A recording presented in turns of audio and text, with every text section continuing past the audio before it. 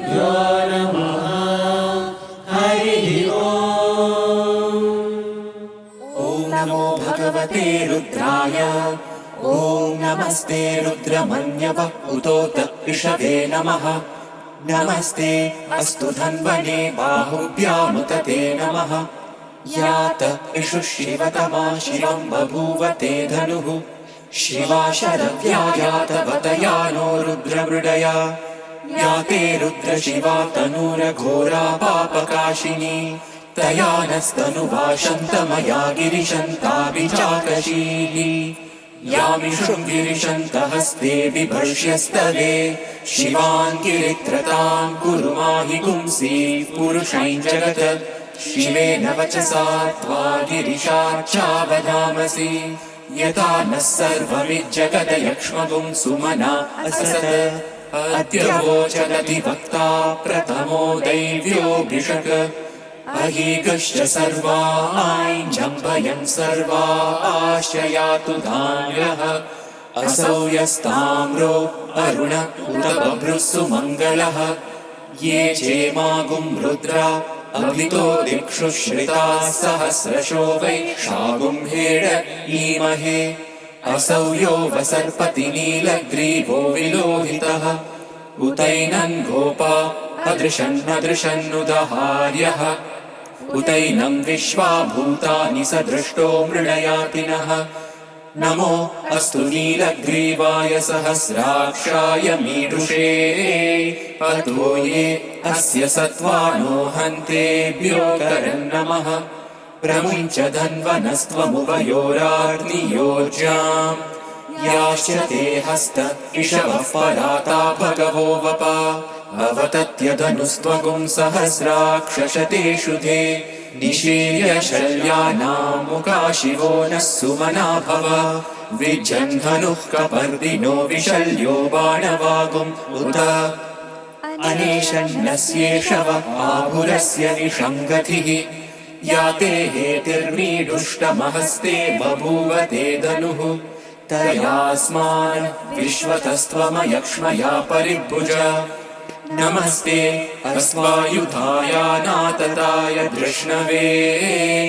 उभाभ्यामुत ते नमो बाहुभ्यां तव धन्वने।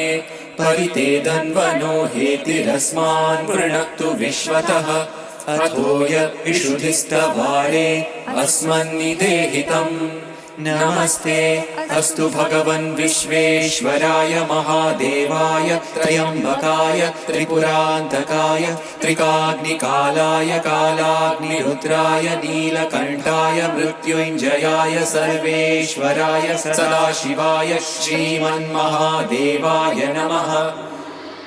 नमो हिरण्यवाहवे सेनान्ये दिशाञ्च पतये। नमो नमो वृक्षेभ्यो हरिकेशेभ्यः पशूनां पतये। नमो नमः सस्पिञ्जराय त्रिशीमते पतीनां पतये। नमो नमो बभ्रुषाय विव्याधिनेम्नानां पतये। नमो नमो हरिकेशायोपवीतिने पुष्टानां पतये। नमो नमो भवस्य हेत्यै जगतां पतये। नमो नमो रुद्रायातताविने क्षेत्राणां पतये। नमो नमः सूताय हन्त्याय वनानां पतये। नमो नमो रोहिताय स्थपतये वृक्षाणां पतये। नमो नमो मन्त्रिणे वाणिजाय कक्षाणां पतये। नमो नमो भुवन्तये वारिवस्वृताय औषधीनां पतये। नमो नमः उच्चैर्घोषाय क्रन्दयते पत्नीनां पतये। नमो नमः कृत्स्नवीताय धावते सत्त्वनां पतये नमः। नमः सहमानाय निर्व्याधिन आव्याधिनीनां पतये। पतये नमो नमः ककुभाय निषङ्गिने सेनानां पतये नमो नमो निषङ्गिन शिशुधिमधेतस्कराणां पतये नमो नमो वञ्चते परिवञ्चते स्थायूनां पतये नमो नमो निचेरवे परिचरायारण्यानां पतये नमो नमः श्रिकाविभ्यो जिगागुंसभ्यो पुष्णतां पतये नमो नमो सिमभ्यो नक्तञ्चलभ्यः प्रकृन्तानां पतये नमो नमः उष्णीषिणे गिरिचराय गुरुञ्चानां पतये नमो नमः शिशुमभ्यो धन्वाविभ्यश्च वो नमो नमः आतन्वानेभ्यः प्रतिददानेभ्यश्च वो नमो नमः आयच्छद्भ्यो विसृजभ्यश्च वो नमो नमोऽस्यभ्यो विद्यभ्यश्च वो नमो नमः आसीनेभ्यश्च यानेभ्यश्च वो नमो नमः स्वपद्भ्यो चाकृभ्यश्च वो नमो नमस्तिष्ठद्भ्यो धावद्भ्यश्च वो नमो नमः सभाभ्यः सभापतिभ्यश्च वो नमो नमो अश्वेभ्यो श्वपतिभ्यश्च वो नमः नमः आव्याधिनीभ्यो विविद्यन्तेभ्यश्च वो नमो नमः उगणाभ्यस्त्रिगुंहतेभ्यश्च वो नमो नमो कृत्सेभ्यो कृत्सपतिभ्यश्च वो नमो नमो व्रातेभ्यो व्रातपतिभ्यश्च वो नमो नमो गणेभ्यो गणपतिभ्यश्च वो नमो नमो विरूपेभ्यो विश्वरूपेभ्यश्च वो नमो नमो महद्भ्यः क्षुल्लकेभ्यश्च वो नमो नमो रतिभ्यो रतेभ्यश्च वो नमो नमो रतेभ्यो रथपतिभ्यश्च वो नमो नमः सेनाभ्यः सेनानिभ्यश्च वो नमो नमः क्षत्रिभ्यः सङ्ग्रहीतृभ्यश्च वो नमो नमस्तक्षभ्यो रथकारेभ्यश्च वो नमो नमः कुलालेभ्यः कर्मारेभ्यश्च वो नमो नमः पुञ्जिष्टेभ्यो निषादेभ्यश्च वो नमो नमः इषुकृभ्यो धन्वकृभ्यश्च वो नमो नमो मृगयुभ्यश्वनिभ्यश्च वो नमो नमः श्वभ्यश्वपतिभ्यश्च वो नमः नमो भवाय च रुद्राय च नमः शर्वाय च पशुपतये च नमो नीलग्रीवाय च शितिकण्ठाय च नमः कपर्दिने च व्युक्तकेशाय च नमः सहस्राक्षाय च शतधन्वने च नमो गिरिशाय च शितिविष्टाय च नमो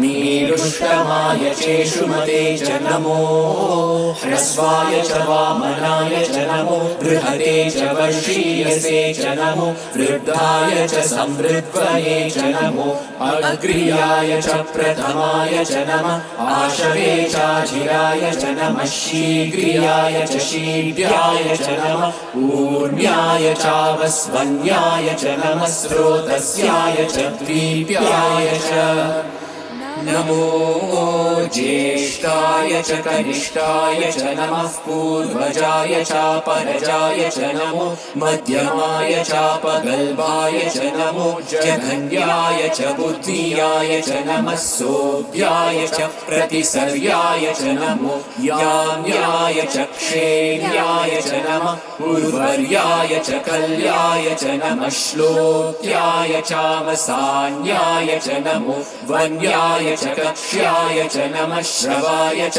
प्रतिश्रवाय च नमः आशुषेणाय चाशुरताय च नमः शूराय चावभिन्धते च नमो वर्णिने च वरुतिने च नमो बिल्लिने च कवचिने च नमः श्रुताय च श्रुतसेनाय च नमो दुन्दुभ्याय चाहनन्याय च नमो धृष्णवे च प्रमृषाय च नमो धूताय च प्रहिताय च नमो निषङ्गिने चेषु धिमते च नमस्तीक्ष्णेशवे चायुधिने च नमः स्वायुधाय च सुधन्वने च नमः श्रुत्याय च पत्याय च नमः काट्याय च नीत्याय च नमः सूर्याय च सरस्याय च नमो नाद्याय च च वैशन्ताय च नमः कूप्याय चावट्याय च नमो वर्ष्याय चावर्ष्याय च नमो मेद्याय च विद्युद्याय च नमः ईन्द्रियाय चातप्याय च नमो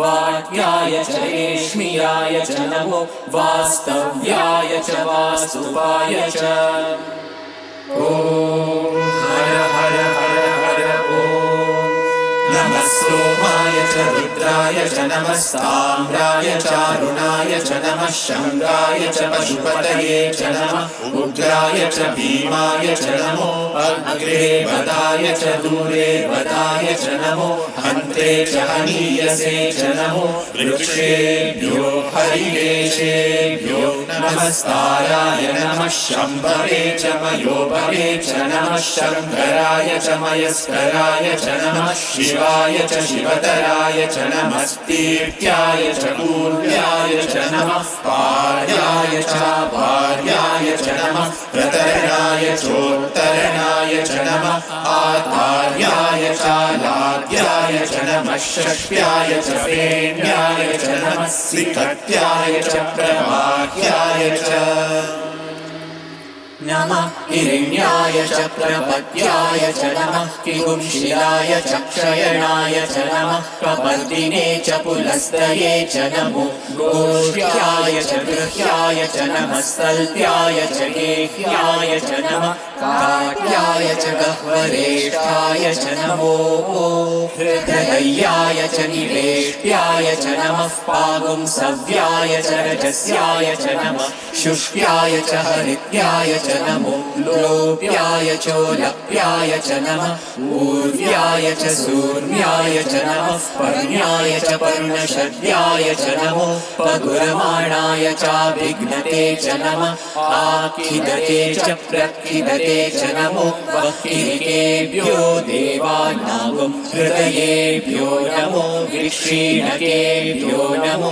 विचिन्वत्केभ्यो नमः आनिर्भकेभ्यो नमः आमीभकेभ्यः द्रापे अन्धसस्पते दरिद्रनीललोहित येषां पुरुषाणाम् येषां पशूनां माधेर्मारोमो येषां किञ्चनाममत् या ते रुद्रशिवा तनु शिवा विश्वाहवेशजी शिवा रुद्रस्य भेषजी तया नो मृडजीवसे इमागुं रुद्राय तवसे कपर्दिने क्षयवीराय प्रपरामहे मतिम् यथा नः शमसद्विपदे चतुष्पदे विश्वं पुष्टं ग्रामे अस्मिन्ननातुरम् मृडानो रुद्रोतनो मयस्कृति क्षयवीराय नमसा विधेमते यच्छञ्चयोश्च मनुराय चेपिता तदश्याम तव रुद्रप्रणीतौ मानो महान्तमुतमानो अर्भकं मान उक्षन्तमुतमानमुक्षितम् मानोवतीः पितरं मोदमातरं प्रियामानस्तनुवो रुद्ररीरिषः मानस्तोके तनये मान आयुषिमानो गोषुमानो अश्वेषु रीरिषः वीरान्मानो रुद्रभामितो वदेर्हविष्मन्तो नमसा विधेमते आराते गोघ्न उदपूरुषग्ने क्षयवीराय सुन्नमस्मेते अस्तु रक्षा च नो अनिति च देव गृह्यता च नः शर्म यच्छद्विबर्हाः स्तुहि श्रुतं गर्तसदयुवानं मृगन्न भीममुपहर्तुमुग्रम्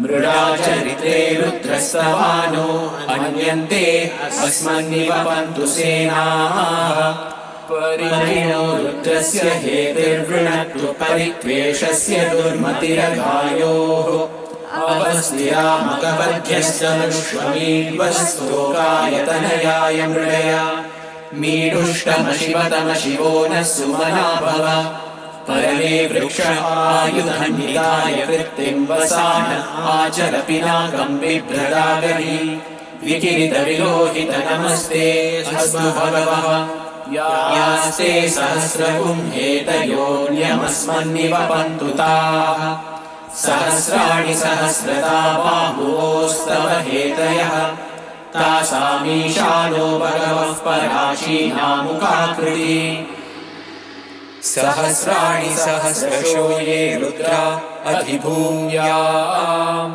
तेषागुं सहस्रयोजने वधन्वानि तन्मसि अस्मिन् महत्यर्णवेऽन्तरिक्षे भवा अधि नीलग्रीवाशितिकण्ठाः शर्वा अधः क्षमाचराः नीलग्रीवाशितिकण्ठा दिवगुं रुद्रा उपश्रिताः ये वृक्षेषु सस्मिञ्जरा नीलग्रीवा विलोहिताः ये भूतानामधिपतयो विशिकाशः कपर्दिनः ये अन्येषु विविद्यन्ति पात्रेषु पिबतो जनान् ये पतां पथिरक्षय ऐलवृतायव्युतः ये तीर्थानि प्रचरन्ति सृकावन्तो निषङ्गिणः यः एतावन्तश्च भूयागुंसश्च दिशो रुद्रावितस्थिरे तेषागुं सहस्रयोजने वधन्वानि तन्मसि नमो रुद्रेभ्यो ये पृथिव्या येऽन्तरिक्षे ये दिवि येषामन्नं वातो वर्षमिषभस्तेभ्यो दश प्राचीर्दश दक्षिणा दश प्रतीचीर्दशोदीचीर्दशोर्वास्तेभ्यो नमस्ते नो मृडयन्तु ते यद्विष्णो यश्च नो वेष्टितं भोजम्हे ददामि त्र्यम्बकं यजामहे सुगन्धिं पुष्टिवर्धनम् उर्वारुकमिव बन्धनान् मृत्योर्मुक्षीयमामृतात् यो रुद्रो अग्नौ यो अप्सु य ओषधीषु यो रुद्रो विश्वा भुवना विवेश तस्मै रुद्राय नमो अस्तु ये ते सहस्रमयुतं पाशा मृत्यो मर्त्याय हन्तवे तान् यज्ञस्य मायया सर्वानवयजामहे मृत्यवे स्वाहा मृत्यवे स्वाहा प्राणानां ग्रन्थिरसि रुद्रो मा विशान्तकः तेनान्येनाप्यायस्व नमो रुद्राय विष्णवे मृत्युर्मे पाहि तमुष्टुहि यस्विषुः सुधन्वायो विश्वस्य क्षयति भेषजस्य यक्ष्वामहेसौ मनसाय रुद्रन्नमोभिर्देवमसुरन्दुवस्य अयं मे हस्तो भगवान् अयं मे भगवत्तरः अयं मे विश्वदेशजोऽयं शिवाभिमर्शनः ॐ शान्ति शान्ति शान्तिः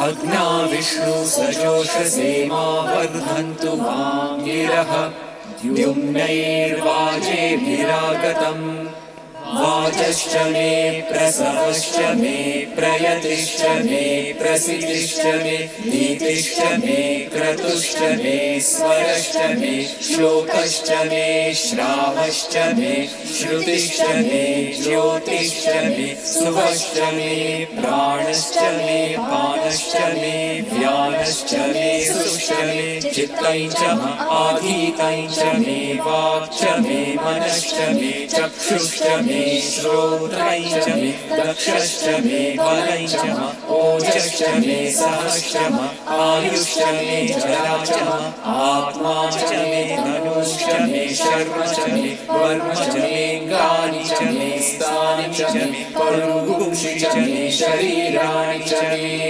ज्येष्ठं च आधिपत्यं च मे मन्युश्च मे भामश्च मे वश्च मे वश्च मे जेमा च मे महिमा च मे वरिमा च मे प्रतिमा च मे वश्मा च मे ग्राहुया च मे वृद्धं च मे वृद्धिश्च मे सत्यं च मे श्रद्धा च मे जगच्च मे धनं च मे वशश्च मे कृषिश्च मे क्रीडा च मे मोदश्च मे जातं च मे जनिष्यमाणं च मे सूक्तं च मे सुकृतं च मे वित्तं च मे वेद्यं च मे भूतं च मे भविष्यत् च मे सुखं च मे सुपतं च मरुद्धं च मरुद्धिश्च मे कृतं च मे कृत्तिश्च मे मतिश्च मे सुमतिश्च मे क्षं च मे मयश्च मे प्रियं च मे कामश्च मे कामश्च मे सौमनसश्च मे भद्रं च मे श्रेयश्च मे वस्यश्च मे यशश्च मे भगश्च मे द्रविणं च मे यन्ता च मे भर्ता च मे क्षेमश्च मे धृतिश्च मे विश्वं च मे महश्च मे संविच्च मे ज्ञात्रं च मे सोष्ट मे प्रसोष्ट मे श्रीरं च मे रयश्च मृतं च मे मृतं च मे यक्ष्मं च मे नामयच्च मे जीवातुश्च मे दीर्घायुत्वं च मे मित्रं च मे भयं च मे सुखं च मे शयनं च मे सुषा च मे सुदिनं च मे ऊर्च मे सुकृता च मे पयश्च मे रसश्च मे घृतं च मे मधु च मे शक्तिश्च मे सपीतिश्च मे ऋषिश्च मे वृष्टिश्च मे जैत्रं च औद्भिद्यं च मे रयिश्च मे रायश्च मे पुष्टं च मे पुष्टिश्च मे विभु च मे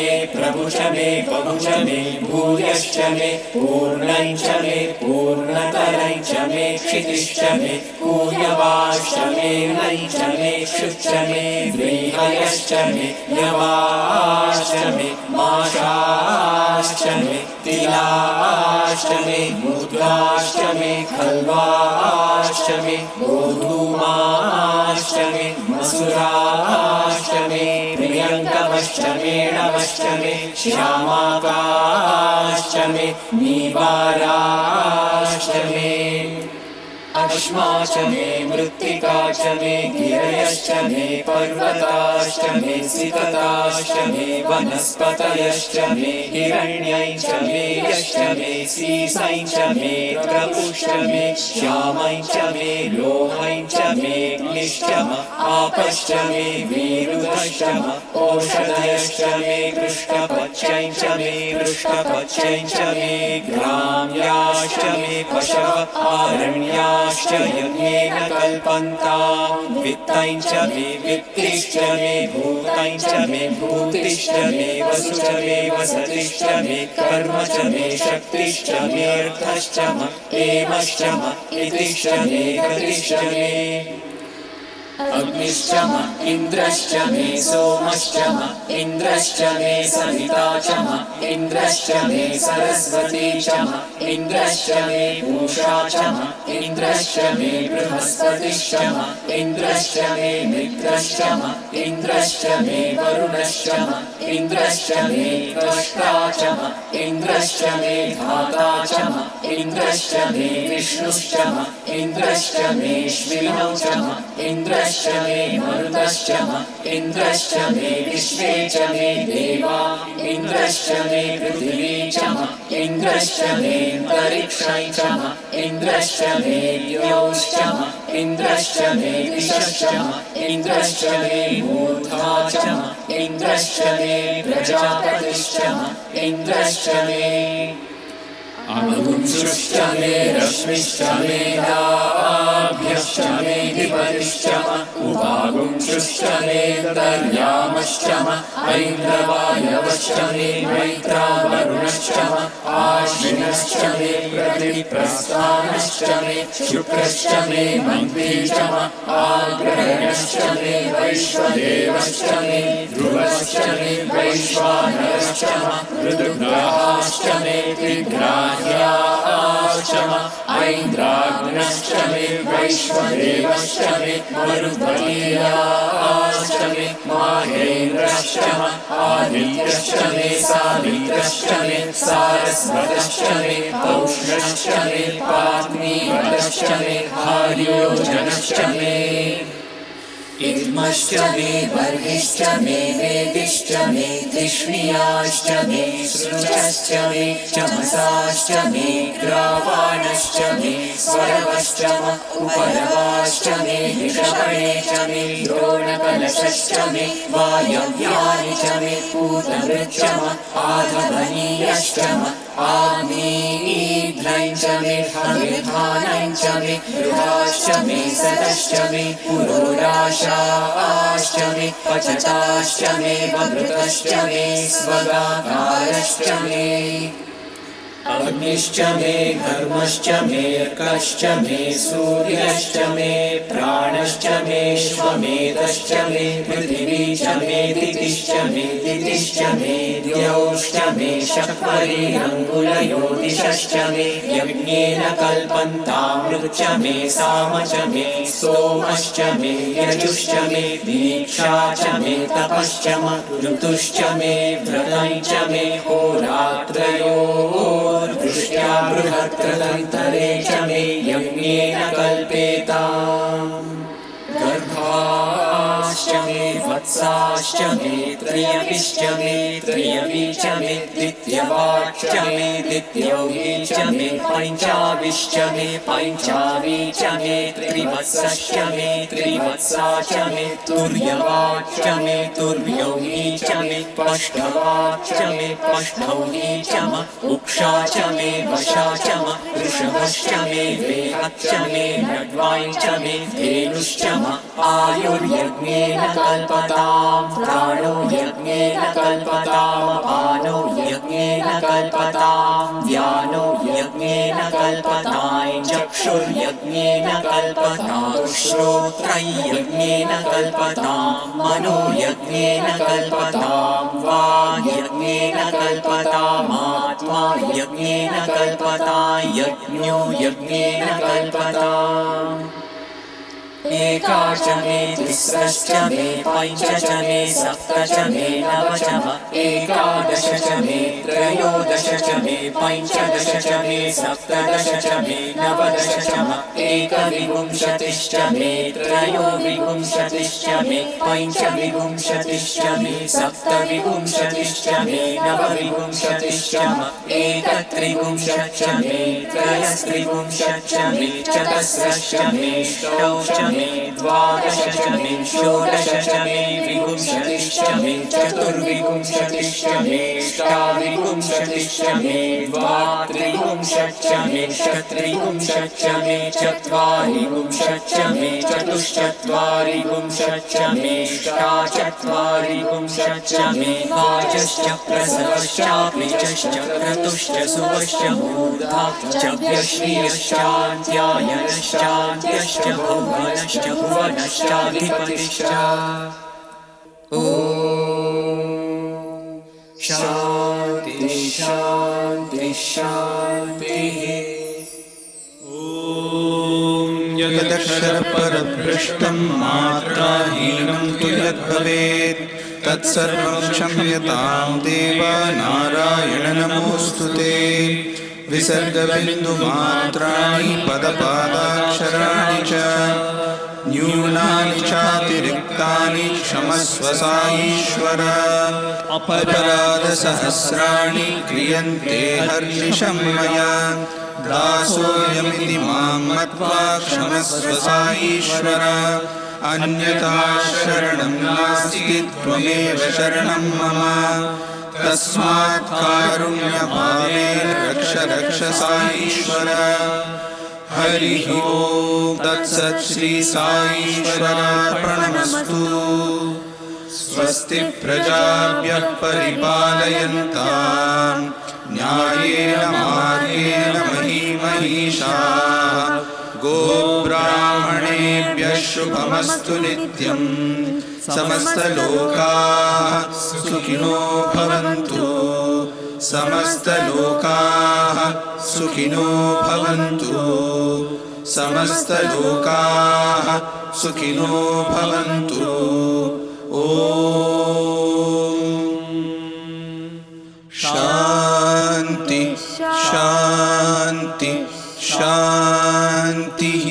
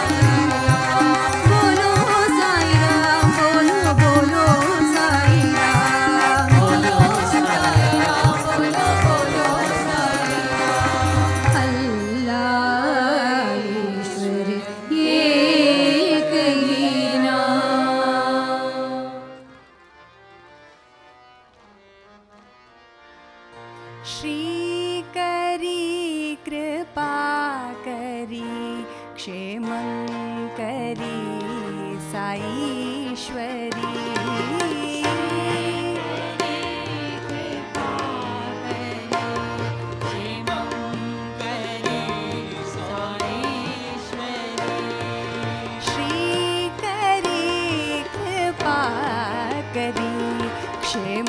क्षेमंकरी साईश्वरी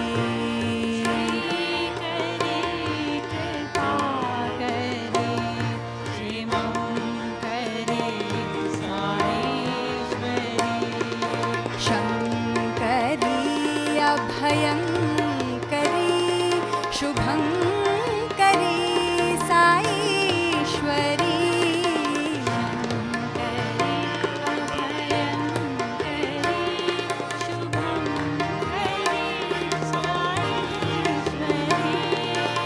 शंकरी अभयंकरी शुभंकरी साईश्वरी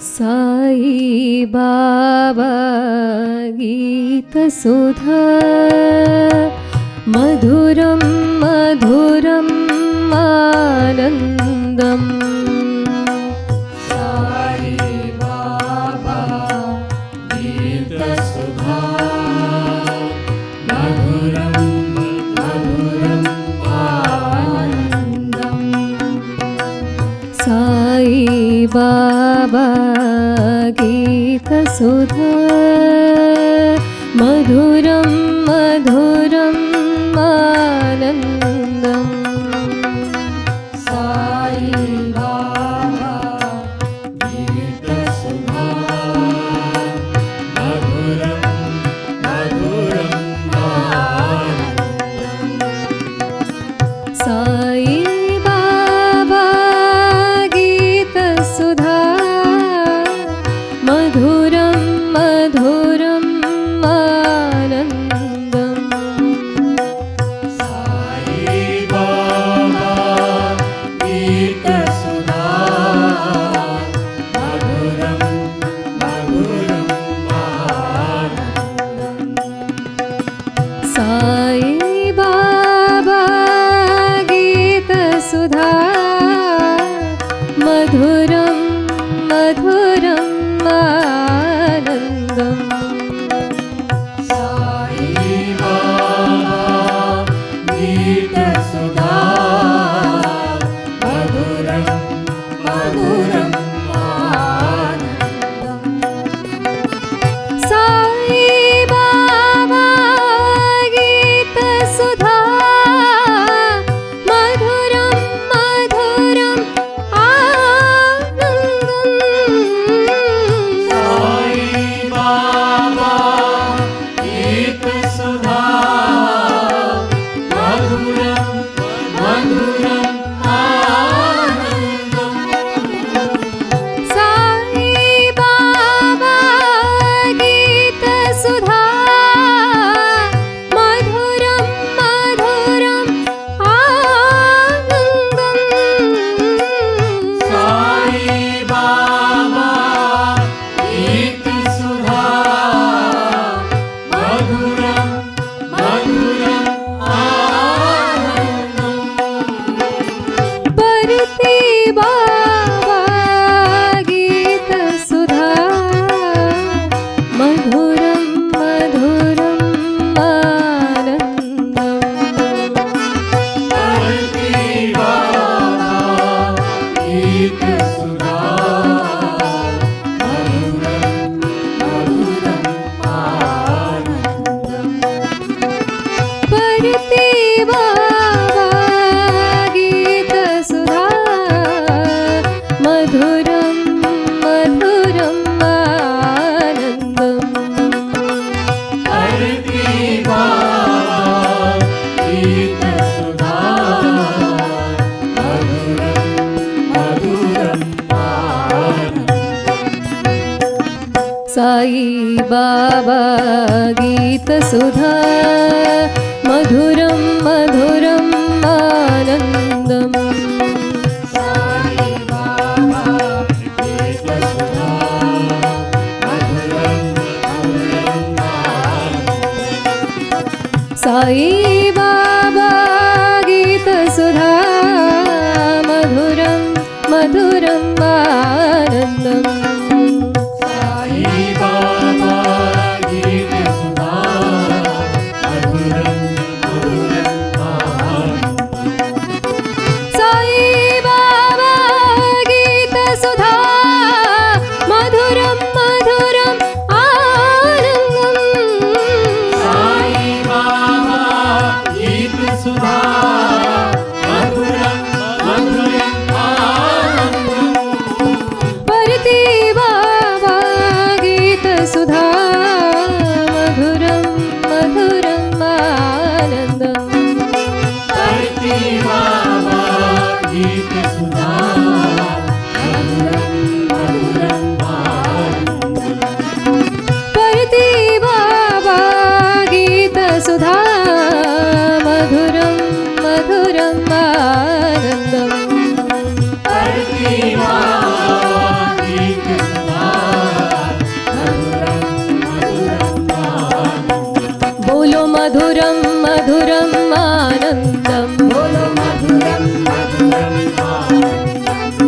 मधुरं मधुरम् आनन्दम् बोलो मधुरं मधुरम् आनन्दम् अति मधुरं मधुरम् आनन्दम् साई बाबा गीतसुधा मधुरं मधुरम् आनन्दम्